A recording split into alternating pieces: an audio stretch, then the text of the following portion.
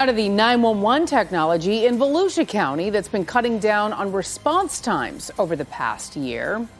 Glad you're with us tonight. I'm Lisa Bell. And I'm Ginger Gadsden. This is News 6 at 4:30, getting results. The Live 911 system lets deputies hear the 911 calls in real time instead of them having to wait for a dispatcher to send them to a location.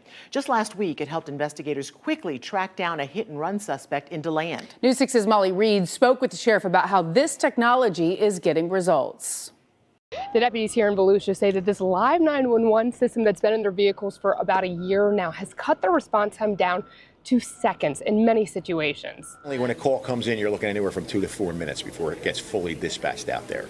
Now with this, it's instantaneous. Catching a car thief while they are still in the vehicle. I'm out with those 2 males behind the circle code. A hit-and-run suspect seconds after a crash. Stop! All right. And rescuing swimmers at the beach right before they would have drowned. You think you need the backboard? You're going to carry them in. Sheriff Mike Chitwood says these are just a few examples of how Live 911 has made a major difference. The radio is constantly chattering. There's a lot of time where there's downtime, and to be able to hear that call come in and say, oh, wait a minute, I'm 2 blocks away.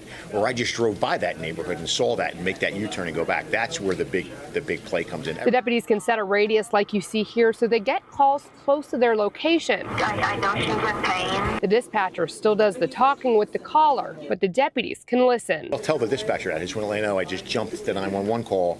Here's what's going on. Now here in the 911 center, the sheriff says it doesn't change the dispatcher's workload, but since the deputies are listening, they are able to ask the dispatchers to ask more questions if needed. Sheriff Chitwood says all of their patrol cars, crime suppression team, and their canine units now have it. In our line of work, speed is everything.